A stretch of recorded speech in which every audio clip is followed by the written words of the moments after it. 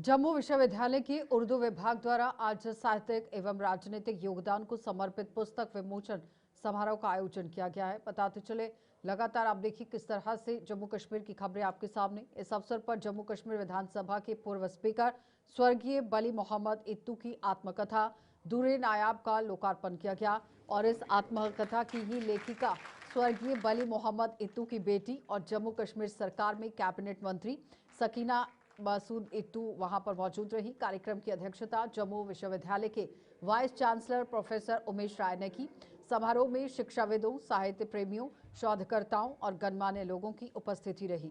तो वक्ताओं ने स्वर्गीय बली मोहम्मद इत्तू के ही राजनीतिक जीवन, उनके जनसेवा कार्यों और लोकतांत्रिक मूल्यों के प्रति उनके समर्पण को याद किया और साथ ही बताते चले कि आत्मकथा को एक प्रेरणादायक दस्तावेज बताते हुए ये बताया गया कि ये आने वाली पीढ़ियों के लिए मार्गदर्शक सिद्ध होगी। बुक तो रिलीज हुई थी श्रीनगर में जब ऑनरेबल चीफ मिनिस्टर साहब ने वहाँ पे बुक रिलीज की थी। तो यहाँ अब यूनिवर्सिटी के और जो हमारे उर्दू के जो स्कॉलर हैं, अदीब हैं, तो उन्होंने फिर ख्वाहिश जाहिर की है कि जम्मू में भी इस तरह का फंक्शन हो ताकि इस बुक के बारे में जम्मू के भी लोग जो हैं वो जान सके। वही मकसद था कि आज इस बुक को जम्मू में लोगों के सामने तारुफ करवाना, ताकि जो नहीं जानते हैं मरहूम इत्तू साहब के बारे में वो भी आज यहाँ उसके बारे में जान सके और इस बुक को पढ़ सके, ताकि उनको भी नॉलेज मिले कि इत्तू साहब ने किस तरह अपने इलाके की खिदमत की, जम्मू कश्मीर के लोगों की खिदमत की। और उनको जब शहीद किया गया है तो लोग आज उनको आज भी याद करते हैं, जो उनके वहाँ पे डेवलपमेंट के इरादे से जो काम हुए हैं, चाहे जो हर एक शोबे में कौन सा भी शोबा था, तो हर शोबे में उन्होंने अपनी कारकर्दगी जो है वैसे सियासतदान बहुत ज़्यादा किया है। तो उसके बारे में इस बुक में सारी जानकारी है ताकि लोग पढ़ सके, जान सके उनके बारे में। विकसित भारत जी राम जी एक्ट का पुरजोर विरोध कर रही कांग्रेस पार्टी द्वारा आज अपनी मनरेगा बचाओ संग्राम के तहत बिश्नाह में एक कार्यक्रम का आयोजन किया गया, जिसमें जम्मू कश्मीर कांग्रेस के पूर्व मंत्री जुगल किशोर अन्य नेताओं की अगुवाई में आयोजित इस कार्यक्रम में आरोप लगाया गया है। विकसित भारत जी राम जी एक्ट को वजूद में लाकर सरकार भले ही अपनी पीठ थपथपा रही है, लेकिन सच्चाई ये है कि इस एक्ट में कई खामियां हैं। कांग्रेस नेताओं का कहना था कि भाजपा ने मनरेगा योजना में भ्रष्टाचार का हवाला देते हुए इसमें कई बदलाव किए हैं, जबकि उसके अपने यहाँ कई नेता कथित भ्रष्टाचार की दलदल में फंसे हुए हैं और जिन्होंने कांग्रेस पर पूरी तरह से वार भी किया है, जिन्हें कांग्रेस हर हाल में बेनकाब करके रहेगी कि बड़ी बात यहाँ कांग्रेस पार्टी की तरफ से कही गई। और अभी इनको एक बहुत ही जम्मू कश्मीर और लोगों के अंदर एक कांग्रेस के प्रति भरोसा जो है वो जता के रहेंगे। और आने जो सुबह से मैंने कल हम कभी भी राम जी के नाम पे, हमारे ईस्ट है, हमारे भगवान है, वो राम जी को हम बदनाम नहीं करेंगे।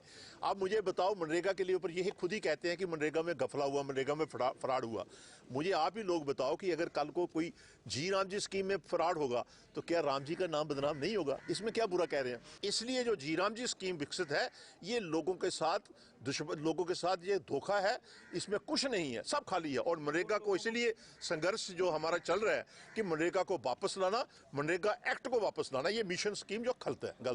अब जो इनके, मैं आप ही की यहाँ से मैं जहाँ खड़ा हूँ, यहाँ डीडीसी मेंबर वहीं पे 5 साल से वो अपने डीडीसी पंचायत के अंदर काम कर रहे हैं। अगर इसमें घोटाला हुआ तो नेचुरली उन्होंने किया है, तो इसका मतलब उसको इन्होंने सामने लाना चाहिए। अब 1.25 साल से विधायक उनके यहाँ पे हैं, अगर उन्होंने कोई इसमें घोटाला लग रहा है तो इसका मतलब घोटाला वो कर रहे हैं। तो ये अगर ऐसी बात उन्होंने कही तो मैं आप ही के द्वारा उनसे कहूंगा सरकार से कि जो लोग कह रहे हैं कि घोटाला है, हम लोग तो अपोजिशन में है स्टेट के अंदर, बाकी देश का मुझे पता नहीं, लेकिन जम्मू कश्मीर के अंदर तो हम बैकफुट पे हैं। इस टाइम पे अगर 28 MLA 29 हैं जम्मू के अंदर, अगर इस स्कीम में कोई घोटाला हुआ है तो उनको इसी राम जी की कसम देकर कहना चाहिए कि इसका स्पष्ट करो, और घोटाले में उनको वो शामिल है तो उनको उनके साथ एक्शन होना चाहिए। जिस तरीके कन्नै इन्हें मनरेगा की कमजोर करने का काम किया है, एक लोती ऐसी स्कीम जिहदे विच 100 दिन की गारंटी रोजगार है। पहले केंद्र की सरकार दे 90% पैसे केंद्र दे 10% स्टेट दिंदी रही। ਉਹਨੂੰ ਅਸੀਂ 40-60 ਕਰੀ ਉੜਿਆ 40% ਸਟੇਟ ਦੇ 60% ਕੇਂਦਰ ਦੇ। ਇਹਦਾ ਮਤਲਬ ਕੀ ਹੈ? ਇਹਦਾ ਮਤਲਬ ਹੈ ਕਿ ਸਕੀਮ ਕੀ ਖਤਮ ਕਰਨਾ ਚਾਹੁੰਦੇ ਨੇ। ਪਹਿਲਾ ਜਿਹੜਾ ਅਧਿਕਾਰ ਹਾ ਗ੍ਰਾਮ ਪੰਚਾਇਤ ਕੋਲ ਅਧਿਕਾਰ ਹਾ ਕਿ ਗ੍ਰਾਮ ਪੰਚਾਇਤ ਜਿਹੜਾ ਹੈ ਉਹ ਫੈਸਲਾ ਲਏਗੀ ਕਿੱਥੇ ਕੰਮ ਹੋਏਗਾ ਕਿੱਥੇ ਨਹੀਂ ਹੋਗਾ। ਉਹਨੂੰ ਗ੍ਰਾਮ ਪੰਚਾਇਤ ਕੋਲ ਤਾਕਤ ਖੋਈਏ ਆਪਣੇ ਕੋਲ ਰੱਖੀ ਹੈ। ਪਹਿਲੇ ਇਹ ਗਰੰਟਿਡ ਹੀ ਕਿ ਹਰ ਪੰਚਾਇਤ 'ਚ ਮਨਰੇਗਾ ਦਾ ਕੰਮ ਹੋਏਗਾ। ਹੁਣ ਇਹ ਗਰੰਟੀ ਚਲੀ ਗਈ ਹੈ। ਹੁਣ ਕੇਂਦਰ 'ਚ ਬੈਠੀਏ ਸਰਕਾਰ ਤੈਅ ਕਰੇਗੀ ਕਿ ਕਿਹੜੀ ਪੰਚਾਇਤ 'ਚ ਮਨਰੇਗਾ ਦਾ ਕੰਮ ਹੋਣਾ ਕਿਹੜੀ ਪੰਚਾਇਤ 'ਚ ਮਨਰੇਗਾ ਦਾ ਕੰਮ ਨਹੀਂ ਹੋਣਾ। ਪਹਿਲੇ ਦਿਨ ਦੀ ਜਿੱਲੇ ਦੀ ਸਰਕਾਰ ਬਣੀ ਦੀ ਹੈ ਇਹਦਾ ਇਹੋ ਮਕਸਦ ਰਿਹਾ ਕਿ ਇਹ ਜਿਹੜੇ ਨੇ ਗਰੀਬੇ ਲੋਕਾਂ ਦੀ ਜਿਹੜੀ ਵੀ ਕੋਈ ਸਕੀਮ ਹੁੰਦੀ ਹੈ ਉसी ਜਿਹੜਾ ਹੈ ਇਹ ਖਤਮ ਕਰਨੇ ਦਾ ਕੰਮ ਕਰਦੇ ਨੇ। ਉसी की देखिए ਅੱਜ ਇਹ ਪੰਚਾਇਤ ਲਸਵਾੜਾ 'ਚ ਤੁਹਾਡੇ ਸਾਹਮਣੇ ਪੰਚਾਇਤ ਲੈਵਲ ਦਾ ਇੱਕ ਪ੍ਰੋਗਰਾਮ ਕੀਤਾ। ਇਹ ਹਰ ਪੰਚਾਇਤ 'ਚ ਸਾਡਾ ਪ੍ਰੋਗਰਾਮ ਚੱਲਣਾ ਤੇ ਲੋਕ ਸਾਰੇ ਇੱਥੇ ਆਏ। ਤੁਸੀਂ ਦੇਖਿਆ ਨਹੀਂ ਠੰਡ ਵੀ ਆਈ ਲੋਕਾਂ ਨੇ ਜਿਹੜੀ ਇਹ ਗੱਲ ਸੁਣੀ है और इसी आगे। नॉर्दर्न रेलवे में कार्यरत सीनियर डिविजनल कमिश्नर मैनेजर उचित सिंघल को आज बाहो विधानसभा क्षेत्र में विधायक विक्रम रंधावा द्वारा उनके उत्कृष्ट कार्यों के लिए सम्मानित किया गया। इस अवसर पर विधायक रंधावा ने रेलवे प्रशासन द्वारा यात्रियों की सुविधा में सुधार और बेहतर संचालन व्यवस्था के लिए किए जा रहे प्रयासों की सराहना की। सम्मान समारोह के दौरान दोनों के बीच में जम्मू रेलवे स्टेशन के विकास को लेकर भी विस्तृत चर्चा हुई। विधायक रंधावा ने कहा कि जम्मू रेलवे स्टेशन न केवल जम्मू शहर बल्कि पूरे क्षेत्र का एक महत्वपूर्ण प्रवेश द्वार है और ऐसे में इसके आधुनिकीकरण, साफ सफाई, यात्री सुविधाओं, आधारभूत ढांचे को मजबूत करना बेहद जरूरी है। वहीं उचित सिंघल ने भरोसा दिलाया कि वे रेलवे प्रशासन यात्रियों को बेहतर सुविधाएं देने के लिए लगातार प्रयासरत हैं और जम्मू स्टेशन के विकास से जुड़ी योजनाओं को प्राथमिकता के आधार पर आगे बढ़ाया जाएगा। हमारा सौभाग्य है कि हमारे सीनियर डीसीएम उचित सिंघल जी, जिन्होंने जम्मू रेलवे स्टेशन के अंदर एक बेहतरीन ऑफिसर का काम करते हुए जम्मू का भी नाम रोशन किया और राष्ट्रीय स्तर पर हमारी केंद्र की सरकार में हमारे रेलवे मिनिस्टर साहब ने इनको वहाँ से सम्मानित भी किया है, जिससे समूचा जम्मू भी गदगद है और हमारे रेलवे से भी सभी जुड़े हुए कर्मचारी, क्योंकि जब एक अच्छा ऑफिसर लीड कर रहा होता है कि सभी एम्प्लॉइज़ को काम करने का भी सहयोग मिलता है। आज उचित सिंघल जी को हम यहाँ शुभकामनाएं देने के लिए ही पूरी टीम के साथ हमारे मंडल प्रेसिडेंट नीतीश महाजन जी और राहुल जी और पूरी टीम साथ आए हैं। और आप देख सकते हैं कि जो हम ये नया यार्ड देख रहे हैं, अभी नरवाल एंड है रेलवे स्टेशन जो हमारा जम्मू का एक्सटेंड हो रहा है। आने वाले दिनों में जब इसकी विधिवत शुरुआत हो जाएगी तो ये तो लोगों के हवाले किया जाएगा, लेकिन एक माइंडसेट जो भारत सरकार का, विकसित भारत के साथ विकसित जम्मू कश्मीर, और जम्मू जो है वो पहला पड़ाव है माता वैष्णो देवी के यात्रियों का, अमरनाथ जी के यात्रियों का। तो यहाँ पर रेलवे स्टेशन पे एक बेहतरीन सुविधाएं उनको मिले, एक बेहतरीन ए क्लास रेलवे स्टेशन उनको मिले। ये सारे प्रयास जो है रेलवे मंत्रालय अगर कर रहा है तो इनको लेटर एंड स्पिरिट लागू करने में हमारे सीनियर डीसीएम उचित सिंघल जी और उनकी टीम अच्छा कार्य कर रही है, जिसके लिए उनको सम्मानित किया गया है। नहीं, मैं एमएलए साहब का बेहद शुक्रगुजार हूँ कि उन्होंने यहाँ पे आके जो है हमें बधाई दी और जो जम्मू रेलवे स्टेशन पे जो काम चल रहा है उसका एक जो ब्रीफ ओवरव्यू था वो एमएलए साहब ने लिया और हम इसको कैसे बेहतर बना सकते हैं, जो चीज़ें जो चल रही हैं उसके अंदर हम क्या क्या इम्प्रूवमेंट्स कर सकते हैं ओवर टाइम टू टाइम, ये सारी जो डिस्कशन है एमएलए साहब ने आज यहाँ पे करी। और जो हमें फीडबैक्स मिले हैं, भारतीय रेलवे जो है वो प्रयास करेगा कि वो जो फीडबैक्स को कैसे रीडेवलपमेंट के प्रोजेक्ट के अंदर इंटीग्रेट करके हम जो रीडेवलपमेंट के जो काम को और अच्छी तरीके से पूरा कर सकें। सर, वंदे भारत का भी इंतज़ार है, जम्मू के जितने भी हमारे लोग हैं वो भी इंतज़ार में कि वो भी वंदे भारत में बैठ के काम के सिलसिले से या घूमने के सिलसिले से जा सके कश्मीर घाटी की तरफ या दिल्ली। नहीं, देखिए जो जब से 6 जून से माननीय प्रधानमंत्री जी ने वंदे भारत को इनोग्रेट किया है तब से लगभग 3.25 लाख से ज़्यादा पैसेंजर्स जो हैं वो कटरा श्रीनगर वंदे भारत में सफ़र कर चुके हैं और ये बताता है कि कितना ज़्यादा पेट्रोनेज है और कितना लोग चाहते हैं कि जो कटरा श्रीनगर की जो वंदे भारत है वो आगे कहीं जम्मू तक आए। और निरंतर हम जम्मू मंडल जो है वो प्रयास कर रहा है, जो इसमें बॉटलनेक्स हैं, जो कि कटरा जम्मू की जो लाइन कैपेसिटी है, जो ब्रिज नंबर 163 पे कुछ काम चल रहा है, प्लस यहाँ पे जो मेंटेनेंस फैसिलिटीज़ हैं जम्मू स्टेशन पे उसको जल्दी से जल्दी हम पूरा करने का प्रयास कर रहे हैं ताकि जो वंदे भारत है वो कम से कम समय में जम्मू लाई। आवास एवं शहरी विकास विभाग की आयुक्त सचिव मनदीप कौर ने आज जम्मू नगर निगम के आयुक्त डॉक्टर देवांश यादव के साथ जम्मू शहर की ही वार्ड नंबर 34, 35, 36, 37 और 38 का निरीक्षण किया है। निरीक्षण के दौरान उन्होंने स्वच्छता व्यवस्था और अतिक्रमण की स्थिति का जायजा लिया। कई स्थानों पर गंदगी, कचरा प्रबंधन में खामियां और अवैध अतिक्रमण पाए गए, जिस पर अधिकारियों को तत्काल सुधार के निर्देश दिए गए। मनदीप कौर ने स्पष्ट कहा कि शहर की स्वच्छता से कोई समझौता नहीं किया जाएगा और अतिक्रमण के खिलाफ सख्त कार्रवाई की जाएगी। डॉक्टर देव्यांश यादव ने संबंधित अधिकारियों को नियमित साफ सफाई, नालियों की समय पर सफाई, सार्वजनिक स्थलों से अतिक्रमण हटाने के निर्देश दिए। उन्होंने कहा कि नगर निगम नागरिकों को बेहतर सुविधाएं देने के लिए प्रतिबद्ध है और लापरवाही बर्दाश्त नहीं की जाएगी। जितनी भी उनकी स्ट्रीट लाइट्स हैं उसके नीचे कचरे का ढेर, प्लस जहाँ पे भी उनके ट्रांसफार्मर्स लगे वहाँ पर सब जगह पर कचरे का ढेर है। So they need to cover up their sides. आज के जितने हमारे जो हमारे ऑब्जर्वेशंस है that are pertaining to our departments mainly. जैसे अगर मैं हमारी जेएमसी की बात करूँ या जेडीए की बात करूँ, जेडीए के पार्क्स की हालत काफ़ी ख़राब है, तो उनका मेंटेनेंस ठीक है जेडीए को तो करना है, बट आसपास के लोगों को भी करना है। अगर सब लोग कंट्रीब्यूट करके 100-100 रुपये भी कंट्रीब्यूट करें तो एक बंदा वो आराम से हायर कर सकते हैं। जेडीए के पास काफ़ी प्रॉपर्टी है और इतना अभी उनके पास वेयर विदॉल नहीं है, तो लोगों को थोड़ा सा कंट्रीब्यूशन करना पड़ेगा अपने शहर को और अपनी सराउंडिंग्स को साफ़ सुथरा रखने के लिए। आपने देखा जो जेडीए का पार्क हमने विजिट किया था उसकी कितनी बुरी कंडीशन थी, and it's not very difficult to maintain such small parks by the community living there. So that is one request which I want to make. UED का हमने देखा कई जगहों पर हमारे जो हमारे UED के मेन प्रोजेक्ट्स हैं उसमें लेन्स के कनेक्शंस नहीं हैं, so that UED needs to ensure that ये सारी चीज़ें are taken care of and जो incomplete projects हैं वो complete हों। इसके अलावा कंस्ट्रक्शन साइट्स, बहुत जगह पर प्राइवेट कंस्ट्रक्शन चल रहे होते हैं, जो उनका कंस्ट्रक्शन मटेरियल होता है रोड पे डंप होता है, कंस्ट्रक्शन साइट उन्होंने कवर नहीं की होती है, which is again these are regulations, these are building regulations जो लोगों को कंप्लाई करना है। सो जेएमसी की तरफ से जेएमसी कमिश्नर एक इंस्ट्रक्शंस निकालेंगे कि जितनी भी कंस्ट्रक्शन साइट्स प्राइवेट लोगों की हैं उनको कवर करके उसका कंस्ट्रक्शन करना है। बिल्डिंग परमिशन तो उनको लेनी है, बट अपना कंस्ट्रक्शन मटेरियल रोड पे नहीं डालेंगे और अपनी साइट्स को कवर करके रखेंगे। जिला डोडा की खलेरी में बने हुए ट्रॉमा अस्पताल की 16 साल बाद भी गैर कार्यशील रहने पर ही यहाँ देखिए स्थानीय लोगों में भारी रोष है। और स्थानीय लोगों के मुताबिक वर्ष 2010 में यह अस्पताल राष्ट्रीय राजमार्ग और आसपास की जो सड़कें हैं, आसपास के अंदर जो इलाके पहुंचते हैं या इलाके इस इलाके के साथ लगते हैं, वहां पर होने वाली दुर्घटनाओं की पीड़ितों को 24 घंटे आपात सेवाएं देने के उद्देश्य से ये बनाया गया था। इस अस्पताल में ना तो एम्बुलेंस है और ना ही बुनियादी आपात सुविधाएं। केवल 2 डॉक्टर 10 बजे से 4 बजे तक सीमित समय के लिए इलाज करते हैं और उसके बाद अस्पताल बंद हो जाता है। करीब 1.5 लाख की आबादी इस अस्पताल पर निर्भर है, लेकिन स्वास्थ्य विभाग और सीएमओ डॉक्टर की चुप्पी यहाँ लोगों को आप देखिए नाराज कर रही है। अब साथ ही ये भी बताते चलें कि लोगों ने मुख्यमंत्री उमर अब्दुल्ला से तत्काल हस्तक्षेप करने की भी मांग कर दी है।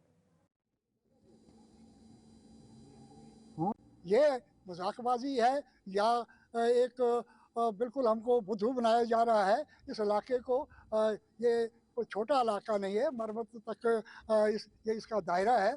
यहाँ इतनी फैसिलिटी होनी चाहिए थी, 3-4 एम्बुलेंस होनी चाहिए थी, जिससे यहाँ के लोगों को कोई परेशानी नहीं आती। यहाँ हर घर में कोई ना कोई परेशानी होती है, जब गाड़ी ना मिलेगी तो वो वक्त पर कैसे हॉस्पिटल पहुँचेगा।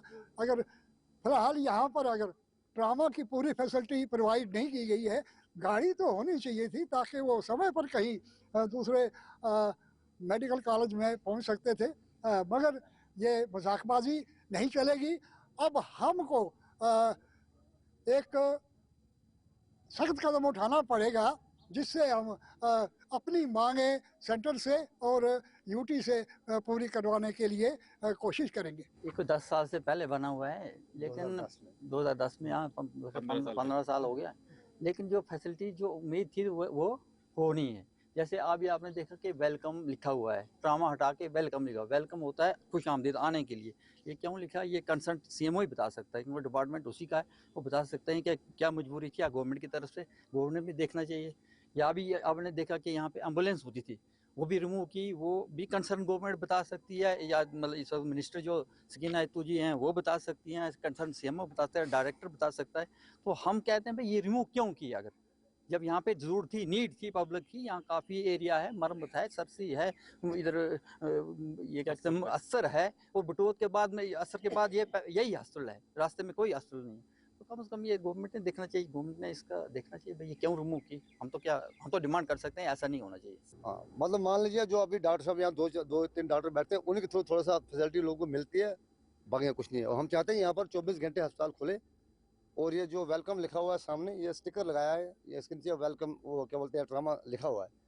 हमें ट्रामा सेंटर चाहिए, किसी भी हाल में चाहिए। हाँ, 15 साल पहले खड़ा किया गया, मगर इन्होंने कोई भी काम, सर यहाँ हुआ ही नहीं कोई काम। क्या किसको बोलेंगे हम? हमने बीजेपी हुकूमत को भी बोला, अपने नेशनल कॉन्फ्रेंस को भी बोला, कांग्रेस को भी बोला, आते हैं सब मानते हैं, उसके बाद होता ही कुछ नहीं है। तो हम क्या कर सकते हैं इसमें? पब्लिक ने जो देना था, इनको ज़मीन देनी थी वो दे दी, इन्होंने अपना काम कर लिया। अब उसके बाद है ही नहीं, यहाँ पे कुछ भी नहीं है। यहाँ 2 3 4 डॉक्टर होते हैं, कभी नर्सें होती हैं, बस वही आना जाना है उनका। अब वो क्या करेंगे? उनका क्या कसूर है? उनको भेजा जाता है, वो आते हैं, बस यही है। कभी आते हैं अपने हिसाब से, बस, और कुछ नहीं है सर। काम है ही नहीं, यहाँ पे होता ही नहीं है, दिखाई नहीं देते लोग, सारे डोडे चले जाते हैं। यहाँ कुछ भी नहीं है ही नहीं कुछ।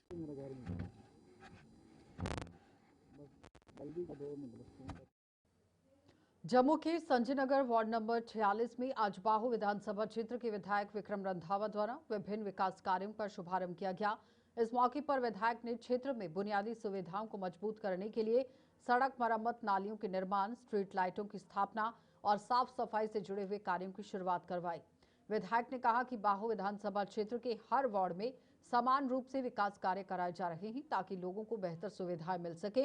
उन्होंने जनता को आश्वासन दिया कि भविष्य में भी संजय नगर सहित पूरे क्षेत्र में विकास की रफ्तार और तेज की जाएगी।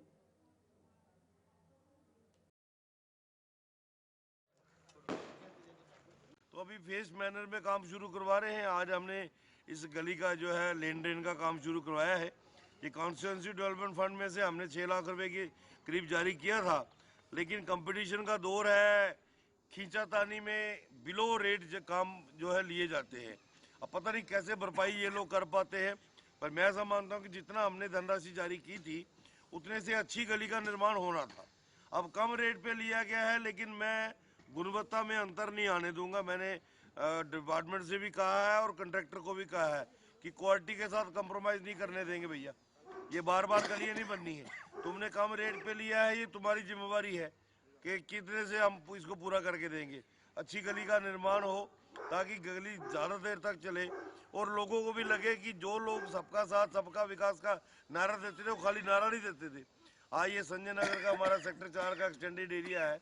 बाहू विधानसभा क्षेत्र में और भी अनेकों कार्य हमने जारी किए हैं, लेकिन अब शुरुआती दौर पे 2026 की शुरुआत में ये पहले काम है। तो उम्मीद करते हैं कि 26 के आखिर तक हमारी बाहू कॉन्स्टिट्यूंसी का काफ़ी बड़ा क्षेत्र जो है। उधमपुर जिले में गाड़ियों की फिटनेस जांच को लेकर ट्रांसपोर्टरों का विरोध लगातार तेज होता जा रहा है। ट्रांसपोर्टर्स का कहना है कि उन्हें फिटनेस पासिंग के लिए जम्मू स्थित ATS केंद्र भेजा जा रहा है, जिसका वे पुरजोर विरोध कर रहे हैं। और इसी आदेश के खिलाफ आज उधमपुर में ट्रांसपोर्टर्स ने चक्का जाम कर दिया। चक्का जाम के कारण शहर में यातायात पूरी तरह से प्रभावित रहा और आम जनता को भारी परेशानियों का सामना करना पड़ा। हालात की गंभीरता को देखते हुए ARTO उधमपुर मौके पर पहुंचे और प्रदर्शनकारी ट्रांसपोर्टर्स को बातचीत कर समझाने की कोशिश की गई। ARTO ने ट्रांसपोर्टरों को उनकी समस्याओं के समाधान का आश्वासन दिया और ट्रांसपोर्टर्स ने साफ कहा कि अगर उनकी मांगों पर जल्द सकारात्मक फैसला नहीं हुआ तो वे दोबारा से हड़ताल करने के लिए मजबूर होंगे।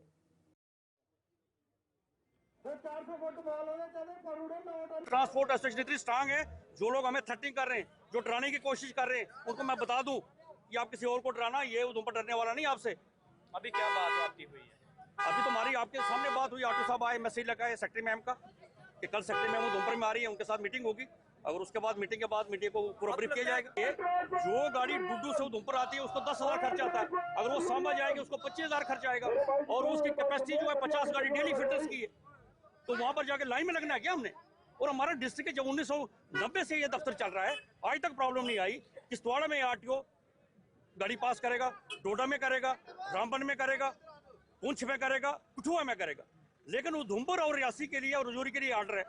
तो रजौरी वाले अपने रियासी वाले हमारे साथ है, लेकिन आज सुनने में आया कि उनको हो गए 2 ग्रुप बन गए होंगे, आज उन्होंने हड़ताल की, आज उन्होंने की, लेकिन डिस्ट्रिक्ट तो टोटल पूरा बंद है। हम अपने डिस्ट्रिक्ट की बात करेंगे, उधमपुर जो है बिल्कुल भी नहीं जाएगा।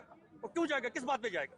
अगर ऑफिस यहाँ पर है, या तो ऑफिस को आप शिफ्ट कीजिए, ले जाइए जम्मू, फिर जाएंगे हम। अगर ऑफिस यहाँ रहेगा तो गाड़ियाँ यहीं पास होंगी। आश्वासन दिए थे वो स्टेट बॉडी को दिए गए थे, हम उस मीटिंग में नहीं थे। डिस्ट्रिक्ट बॉडी की ऐसी कोई मीटिंग नहीं हुई किसी के साथ, सेक्रेटरी मैम के साथ या मंत्री के साथ आज तक हमारी कोई मीटिंग नहीं हुई है। हमें कोई आश्वासन किसी ने दिया, ना किसी मीटिंग में हम गए। लेकिन कल का जो मीटिंग सेक्रेटरी मैम के साथ हमारी है, तो कल उसके अंदर देखते हैं कितना पॉजिटिव होता है। लेकिन अगर हमारे साथ झूठा आश्वासन होगा तो उधमपुर पीछे नहीं होगा। कठुआ के विधायक डॉक्टर भारत भूषण ने आज वार्ड नंबर 21 में कुछ विकास कार्यों का उद्घाटन किया। इन कार्यों के अंतर्गत वार्ड की गलियों की मरम्मत कर उनमें टाइलें बिछाई गई, जिससे स्थानीय लोगों को आवाजाही में काफी दिक्कतें हो रही हैं और अब इस दिक्कत को दूर किया गया है, क्योंकि अब टाइलें बिछाई गई हैं तो सहूलियत मिल गई है। तो जनता ने इन सुधारों के लिए विधायक का आभार जताया। उद्घाटन समारोह में विधायक ने कहा कि वार्ड की सीवरेज व्यवस्था में सुधार की जरूरत है और इसके लिए एक नई परियोजना जल्द शुरू की जाएगी। उन्होंने ये भी कहा कि स्थानीय विकास को और गति देने के लिए आवश्यक कदम उठाए जा रहे हैं। बहुत ज़्यादा खुशी है, क्योंकि कभी भी कोई भी प्रोग्रेस होती है तो हमें सबसे ज़्यादा खुशी होती है, चाहे कठुआ में हो चाहे कहीं भी हो। मैं आपको ये बताना चाहती हूँ कि मैं सेंट्रल एम्प्लॉयमेंट गारंटी काउंसिल की मेंबर भी हूँ। मेरा पूरा ऑल ओवर इंडिया का काम है। मैं जहाँ भी जाती हूँ, मैं मनरेगा की तरफ से जाऊँ या स्टेट की तरफ से जाऊँ या नेशनल की तरफ से जाऊँ, तो मैं काम सारी जगह चेक करती हूँ। मुझे बहुत ज़्यादा खुशी है कि ये मैं लोगों के करवाती थी, अब मेरी अपनी गली बनी है, तो नेचुरली ये है कि बहुत ज़्यादा अच्छा लग रहा है। हमारी मैडम सीमा जी, मैडम कपूर जी, हमारे जो सोटिया साहब, हमारे क्लास फेलो में शी जी और सारा महल्ले के लोग सारे यहाँ, इनको मैं मुबारकबाद देता हूँ। और आज मैं इनसे बात कर रहा था कि जो मेन गली है वो नाली मैंने देखी, बड़ी बुरी हालत है उसकी, और वो भी मैंने आज देख लिया उसको। उसके भी जैसे हमारे पास पैसे आएंगे उसके भी काम करेंगे। बड़ी बुरी गंदगी है और वो तो मैं कि लोग बेचारे पता नहीं कैसे रह रहे हैं। वो भी जल्दी उसका भी काम शुरू करवाएंगे, मार्च अप्रैल में जैसे पैसे आएंगे। और आपके माध्यम से कहना चाहूँगा कि ये सारे लोगों की भी जिम्मेवारी बनती है कि जहाँ जहाँ काम लगे उनके महल्ले में इंश्योर करने की क्वालिटी वर्क हो, क्योंकि मैं फिजिकली हर जगह बैठ नहीं सकता। क्योंकि हम सारे लोग अगर जागरूक होंगे तभी अच्छा रिजल्ट्स आएंगे और अच्छी क्वालिटी हो, मेंटेन हो। और डिपार्टमेंट को भी मुबारकबाद देता हूँ कि उन्होंने अच्छा काम किया है और मुझे लगता है कि जो टेम्पो है डेवलपमेंट की उसको और ज़्यादा तेज़ करेंगे। काफ़ी अभी 70-80 और काम है जो शुरू होने हैं, वो भी काम आने वाले दिनों में जल्दी शुरू हो जाएंगे। और मेंढर की केरी कांगड़ा क्षेत्र में पंचायत घर भवन खस्ता हाल हो चुका है, जिससे स्थानीय लोगों में रोष है और लंबे समय से नजरअंदाज किए जाने और दीवारों में दिखाई देने वाली दरारों के कारण ये भवन असुरक्षित और उपयोग के लिए अनुपयुक्त है। और इस वजह से ग्रामीणों को पंचायत की बैठकों और सरकारी कार्यों के लिए खुले स्थान या निजी घरों का सहारा लेना पड़ रहा है, जो स्थानीय शासन प्रशासन पर प्रतिकूल प्रभाव डाल रहा है। स्थानीय निवासियों ने ग्रामीण विकास विभाग से जल्द हस्तक्षेप करने और पंचायत घर की मरम्मत या पुनर्निर्माण सुनिश्चित करने की अपील की गई। उनका कहना है कि भवन जल्द से जल्द दुरुस्त नहीं किया गया तो सरकारी कार्यों में और बाधा उत्पन्न होगी।